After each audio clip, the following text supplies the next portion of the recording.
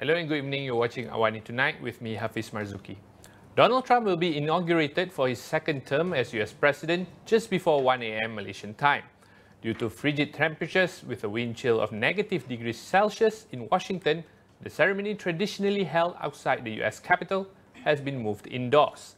After taking the oath of office, Trump is set to address the nation before parading across the city to the White House. Around 200,000 supporters are expected to gather in Washington to mark the occasion. At his final rally yesterday, Trump outlined a wide array of agenda for his first day back in office, promising to sign a flurry of executive orders. Now, this includes launching mass deportation operations, rolling back environmental regulations, and eliminating diversity programs. Trump also vowed to ban transgender women from competing in women's sport and to return the control of education policies to individual states. The Republican is also expected to issue pardons for people convicted of taking part in the January 6 riots at the Capitol in 2021, led by his supporters. Every radical and foolish executive order of the Biden administration will be repealed within hours of when I take the oath of office. Oh, you're going to have a lot of fun watching television tomorrow. But we're going to stop the destructive and divisive diversity, equity, and inclusion mandates all across the government and private sector and return our country to the merit system. TikTok has begun restoring services in the US after President-elect Donald Trump announced plans to revive the app's access once he takes office. Trump, who once spotted banning the platform, promised on Sunday to delay a ban on TikTok through an executive order to allow the platform more time for a deal to be made. The Chinese-owned app went dark for US users on Saturday night after a national security ban took effect. Speaking at a rally ahead of his inauguration, Trump said, "We have no choice, we have to save it." Used by 170 million Americans, TikTok faced a shutdown over concerns about the potential misuse of user data by its Chinese parent company ByteDance. Trump proposed delaying the ban to negotiate a deal, suggesting the US take a 50% ownership stake in a joint venture to safeguard national security. This move is a shift from Trump's 2020 efforts to ban TikTok entirely. Now, he praises the app for helping him connect with younger voters during the 2024 election, calling it a warm spot in his heart. Now, ahead of Donald Trump's inauguration as the next US president, Southeast Asian firms are bracing for the ripple effects of harsher tariffs. Now, as a key player in the semiconductor and solar industries, Malaysia would not be exempted from this as the US intensifies its trade war on China. Now, to help us understand these implications, we have Faye Kwan with us. Faye, maybe you can tell us or begin with what's the outlook or refresher of sorts of Trump's tariff policies? Sure, Hafiz. So we know that Donald Trump is gearing up for a series of bold measures. That includes tariffs, all from the standpoint of protecting American-made products. It's all part of his agenda to make America great again. Among these is a 25% tariff on key trading partners, Mexico and Canada. And Trump says it's to push them to crack down on drugs and migrants crossing the border. And of course, with China being the #1 manufacturer in the world and with its global reach, it will not be able to escape from this. In fact, it's probably set to see heavier tariffs, possibly as high as 60%. Now, that's even steeper than Trump's first term. So it's really a strategy that's going to have ripple effects on global trade and the economy. Now, speaking about ripple effects, how do we look at the potential impacts on Southeast Asian nations, including us?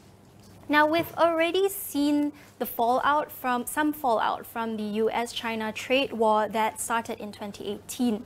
As a result of that, a lot of Chinese companies have shifted their operations to Southeast Asia.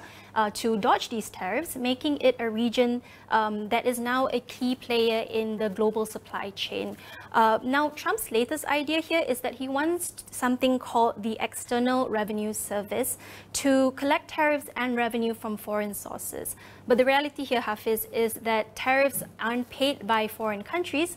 They're paid by American companies who are importing these goods. So that will really mean higher costs for consumers. The ones who will really feel the pinch will be the average American citizen. And Trump says that these tariffs are to curb inflation, but the real hit is going to be on Americans' pocketbooks. Now, earlier I spoke to Professor Faye Kwan from the US about this. Let's hear what he has to say. I think Trump is going to have to be very, very careful when it comes to the rhetoric of the tariffs, the targets of the tariffs, and then how it's going to affect a country which is still coming out of inflation and which in many ways he was successful winning his election saying that he was going to bring down inflation. It may not, of course, affect Malaysia itself or Thailand or some of these other countries. Trump will probably not put tariffs on them for two reasons.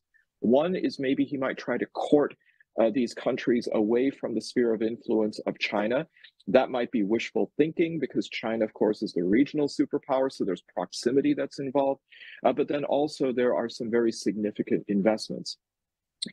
The other reason, though, that I think we will find that maybe Malaysia, Thailand, and some of the other ASEAN countries are a little bit risk averse to go over to the American side of the ledger is, quite frankly, America is no longer reliable. Whether it will play the long game, that here you have these overtures made, these gestures made, these pivotings made by these countries.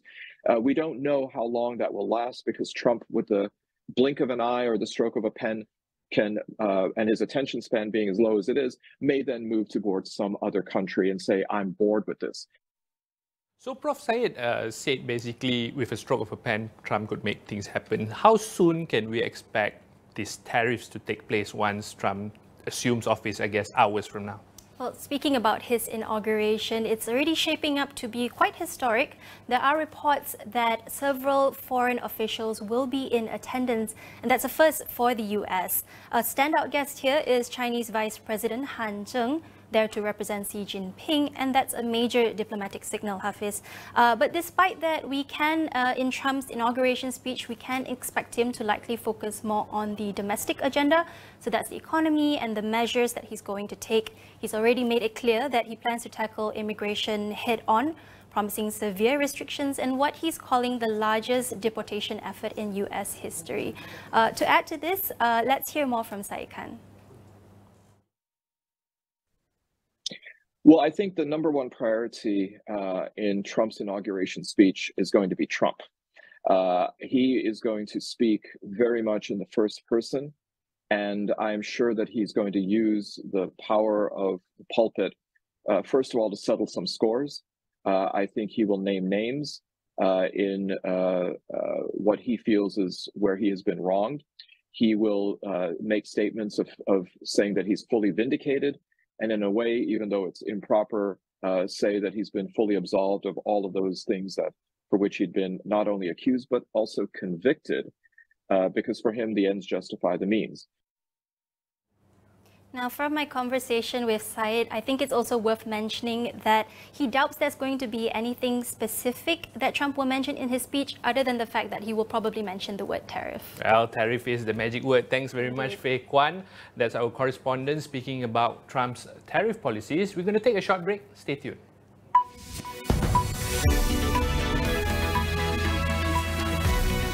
Dah cubalah panas terik, tapi kulit kepala masih gatal dan berminyak. Mungkin ia kelemomo. Gunalah Head & Shoulders. Berkesan menghapuskan kelemomo sehingga 100% bebas kelemomo. Head & Shoulders. Gel Ambi Pure baharu. Kini dengan wangian premium. Wangian tahan lama sehingga 30 hari. Untuk bilik tidur, ruang tamu dan semua bilik. Wangian unggul Ambi Pure. Wangian anda untuk setiap bilik. Rambut gugur lagi? Macam mana Gunakan Pantene baharu dengan provitamin mikro yang meresap dan menguatkan rambut dari dalam. Rambut 10 kali lebih kuat terhadap rambut gugur. Pantene baharu.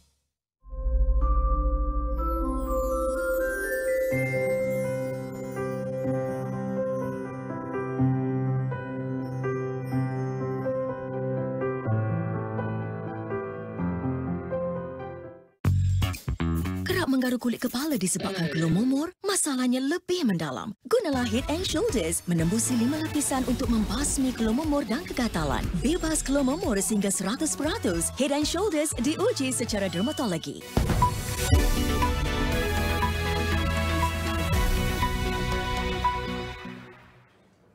Welcome back.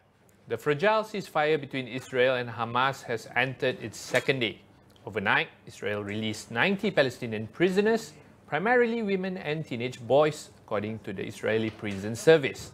Earlier, Hamas freed 3 Israeli women, leading to emotional reunions on both sides. Palestinians welcomed their loved ones with hugs and cheers, while Israeli families celebrated the return of those held captive. Gaza Civil Defense Ministry also said the search for around 10,000 bodies buried under concrete is now underway. So far, the corpses of 97 Palestinians were recovered from the city of Rafah. The ceasefire in Gaza, delayed at the last minute, brought a mix of relief and despair. Many Palestinians returned to their neighborhoods only to find their homes destroyed and widespread devastation.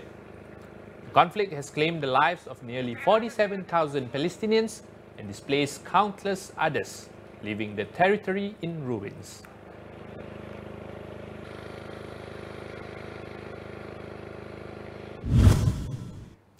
Malaysia's economy growth has put the country on track to achieve developed nation status by 2028 to 2029. However, Economy Minister Datuk Seri Rafizi Ramli says his ministry's focus will be on the building of a strong infrastructure to better handle external pressure and challenges. Pertumbuhan ekonomi kita yang kebelakangan ini, contohnya untuk 2024 dijangka 5.1% tahun. Kemudian kalau ini berterusan pada kadar 4.5% ke atas untuk beberapa tahun akan datang, itu secara automatik menjadikan kita negara maju. Kan? Kerana memang Malaysia sekarang berada di persimpangan yang baik kerana ada banyak minat daripada pelabuhan antarabangsa. Rafizi added that the government would focus on Sabah, Sarawak, Kelantan, Terengganu, Kedah and Perlis to ensure better allocation distribution. He also said they remained committed to improving connectivity between rural and urban areas, particularly in Kedah. Now that wraps up AWANI Tonight. Check out our web portal, keeping you informed on the critical events shaping our world, all in one place at international.astroawani.com. Now stay tuned with us for Astro AWANI's coverage ahead of Donald Trump's inauguration as the 47th US President. That's all for now. I'm Hafiz Marzuki. Thanks for watching and good night.